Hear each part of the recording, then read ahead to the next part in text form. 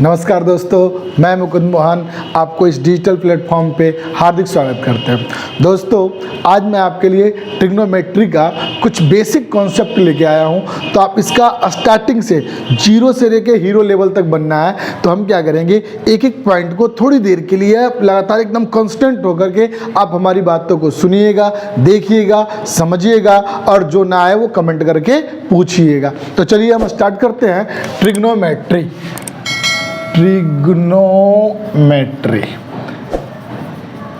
इसका मतलब होता है त्रिकोणमिति। क्या होता है इसका मतलब? त्रिकोणमिति। अब इस त्रिकोणमिति में क्या होता है, त्रि मतलब होता है तीन, और कोण का मतलब वही एंगल, और मिति मतलब घिरा हुआ। तो इसमें आपको क्या करना है कि एंगल बनेगा ट्रायंगल, वो हमेशा राइट एंगल होगा, मतलब समकोण होगा। तो इसमें तीन तरह के एंगल आपको ध्यान रखने हैं कि कौन जो एंगल है तीन टाइप का बनेगा। कैसे? जैसे एक बार एंगल यहाँ बनेगा, एक बार एंगल यहाँ बनेगा और एक बार एंगल यहाँ बनेगा। जैसे आपको यहाँ कोई नाम करना है, A B C P Q R M N P, कुछ भी नाम कर सकते हैं। तो यहाँ पे सबसे पहले आप एंगल समझिए कि जब आपका एंगल ये होगा तो आपका ये होगा लंब, जिसको कहते हैं पी। ये होगा आपका आधार, इसको कहते हैं बी, और ये होगा कर्ण, जिसको कहते हैं एच। इसी तरह अगर ये आपका यहाँ बनता है तो ये आ जाएगा पी, ये आएगा बी और ये आएगा एच। और जब कोण आपका यहाँ बनेगा, जब कोण एंगल यहाँ वाला तो बता दिए, यहाँ बनेगा तो ये आपको ये लंबी रहेगा, ये आधारी रहेगा और एक कर्णी रहेगा। मतलब इसमें आपको कोई चेंजिंग नहीं होगा। चेंजिंग कहाँ पे होगा? सिर्फ यहाँ पे एंगल बने और एक ऊपर बनेगा, तब आपको थोड़ी सी ध्यान रख रहे हैं। बहुत से बच्चे यहाँ पे कंफ्यूज क्या होते हैं कि जैसे हमने कहा कोण बी, तो बी पे एंगल बन रहा है, यहाँ बन रहा है। हमने कहा पी तो यहाँ पे एंगल बन रहा है, हमने कहा पी तो ये। और जब भी याद रखिएगा, जैसे आप कह रहे हो यहाँ पे मैं कहता हूँ कोण ए बी सी, तो इसका मतलब है कि जो कोण बन रहा है ए बी सी पे बन रहा है। अगर यहाँ पे लिख दिया जाए कोण ए सी ए, तो ए सी ए, जो नाम बीच में आएगा कोण वही बनेगा। चलिए आगे देखते हैं। जब आपको ये मिला पाइथागोरस थ्योरम लगेगा, यहाँ पे एक सूत्र लगेगा कि कर्ण का स्क्वायर बराबर लंब का स्क्वायर प्लस आधार का स्क्वायर। तो लंब, अब आपको अगर कर्ण सिर्फ निकालना हो तो आप क्या कीजिएगा, अंडर रूट लंब का स्क्वायर प्लस आधार का स्क्वायर। इसी तरह आपको अगर लंब निकालना हो तो यहाँ से तीन फॉर्मूले आपको बन जाएंगे, कर्ण का स्क्वायर माइनस आधार का स्क्वायर। अगर आपको आधार निकालना हो तो क्या करेंगे, कर्ण का स्क्वायर माइनस लंब का स्क्वायर।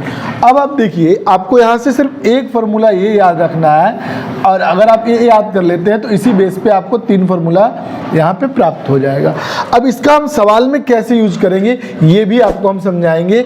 जैसे मान लिया जाए यहाँ पे इस सवाल में अगर देखा जाए तो मैं एक इसमें यहाँ पे जैसे मैंने लिखा 5 और यहाँ पे लिख दिया 12। देखिए यहाँ पे आपका लंब दे दिया 5, आधार है 12। अब आपको ये पता नहीं है, आपको AC ज्ञात करना है, तो आप इसको लैंग्वेज में भी लिख सकते हैं कि AC बराबर क्या हो जाएगा, अंडर रूट AB का स्क्वायर प्लस BC का स्क्वायर। तो आपका AB का वैल्यू कितना है, AB का वैल्यू 5 हो गया, तो 5 का स्क्वायर 12 का स्क्वायर, यानी हो जाएगा 25 प्लस 144, और ये आ जाएगा आपका 169, और इसका वर्गमूल कितना आ जाएगा 13। तो इस तरह आपको लंब आधार कर्ण निकालना है। अब इसको हम सवाल में कैसे निकालेंगे वो भी आपको दिखाते हैं, साथ के साथ आप नोट करते रहिएगा। देखिए, अगर एक क्वेश्चन के टाइप में हमसे पूछा जाएगा कि आप इसका क्वेश्चन के टाइप में बताइए, तो आपको करना क्या है कि इसके पहले एक बात समझिएगा। जैसे साइन थीटा है, कॉस थीटा और आपका टेन थीटा, तो ये जो थीटा होता है ये एंगल होता है। ये थीटा क्या होता है, एंगल। जैसे साइन थीटा हुआ तो साइन थीटा का उल्टा हमेशा याद रखिएगा कॉसेक थीटा होगा। कॉस का उल्टा हमेशा याद रखिएगा सेक थीटा होता है और टेन का उल्टा हमेशा कॉट थीटा होता है। सर ये उल्टा हम इसलिए आपको बता रहे हैं, अभी आपको समझ में आ जाएगा। जैसे हमने कहा लाल कक्का, जो इंग्लिश में पढ़ते हैं वो ऐसे भी कर सकते हैं PBH करके, हिंदी में ही समझ लेते हैं हम। जैसे आपका लंब बटे कर्ण, तो साइन थीटा का सूत्र हो जाएगा लंब बटे कर्ण। कॉस थीटा कहेगा तो आधार बटे कर्ण, और टेन थीटा कहेगा तो लंब बटे आधार। उल्टा कहने का मतलब था जब आपसे कॉसेक थीटा पूछा जाएगा तो कर्ण बटे लंब, सेक थीटा पूछा जाएगा तो कर्ण बटे आधार, और कॉट थीटा पूछा जाएगा तो आधार बटे लंब। तो यहाँ से आपको एक सूत्र के साथ साथ एक बार मैं ये लिख दे रहा हूँ आपको ताकि कंफ्यूजन न रहे, लंब बटे कर्ण।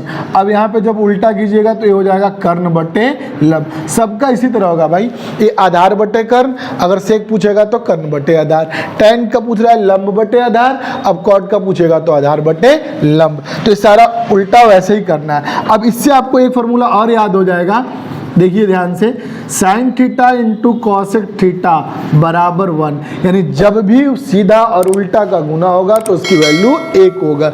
यहाँ से आपको कितने फॉर्मूले मिल जाएंगे, साइन थीटा बराबर 1 बटे कॉसेक थीटा। देखिए उल्टा का मतलब मैथ में होता है, जैसे मैंने कहा x का उल्टा क्या होगा 1 बटे x, जैसे हम 4 बोले तो 4 का उल्टा क्या होगा 1 बटे 4।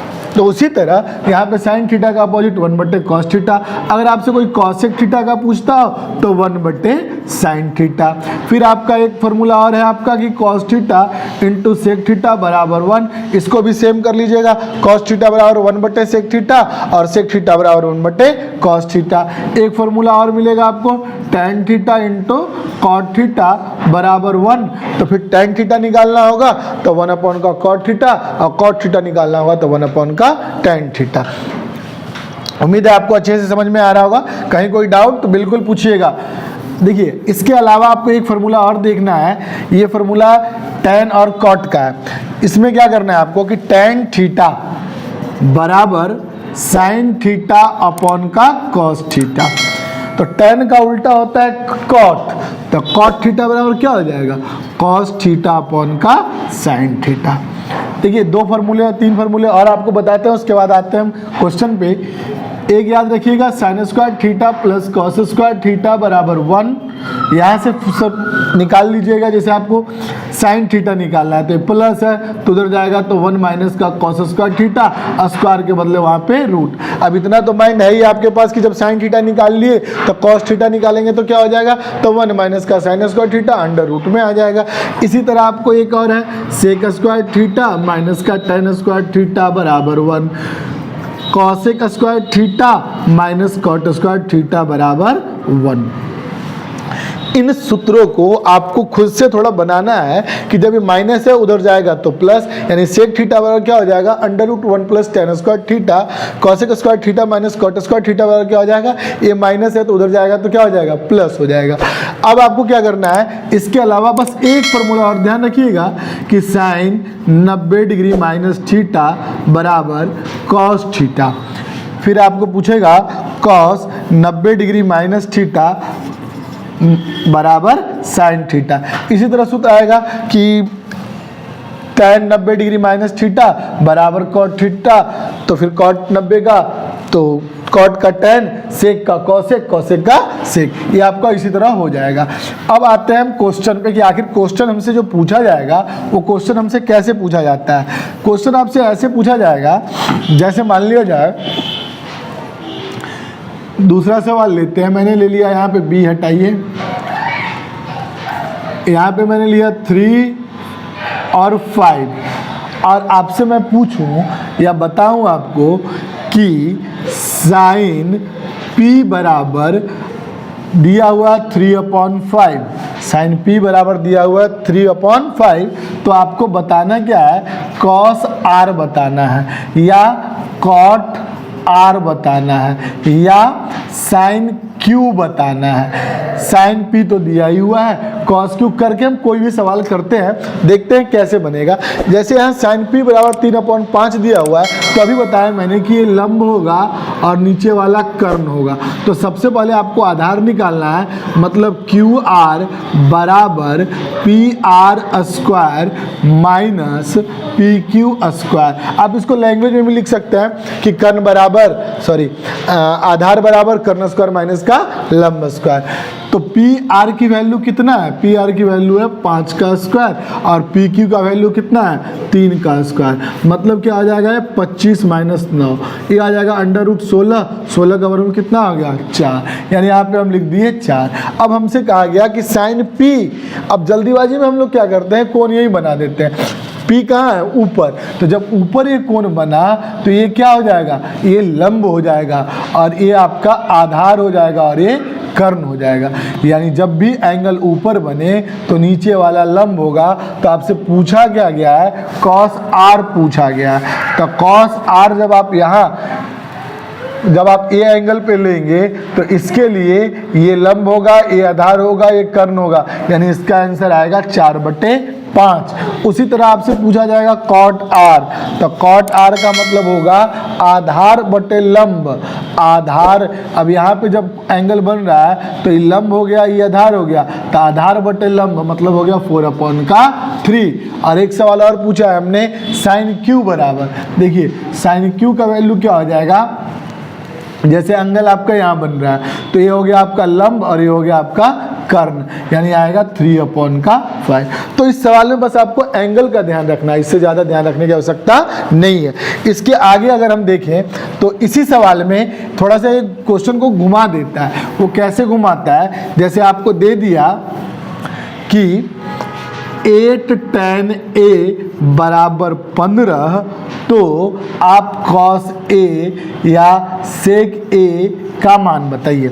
अब यहाँ पे आपको एंगल बना के नहीं दिया, वो डायरेक्ट आपसे क्वेश्चन पूछ दिया कि 8 tan A बराबर 15, तो कैसे निकालेंगे? अब यहाँ पे आपको सोचना है कि ये tan A है तो इधर गुना है तो उधर जाएगा तो भाग हो जाएगा। अब आपका क्या आ गया? tan थीटा बराबर लंब बटे आधार, तो फट से इसका कर्ण निकाल लेंगे। कर्ण बराबर क्या होता है? लंब का स्क्वायर प्लस आधार का स्क्वायर। 225 प्लस का 64, ये आएगा 289 और इसका वर्गमूल कितना हो जाएगा? 17। जब आपको 17 निकल गया ये आपका लंब हो गया, ये आधार हो गया और ये कर्ण हो गया। तो cos थीटा बराबर क्या होता है? आधार बटे कर्ण। तो आधार कितना हो गया? 8/17।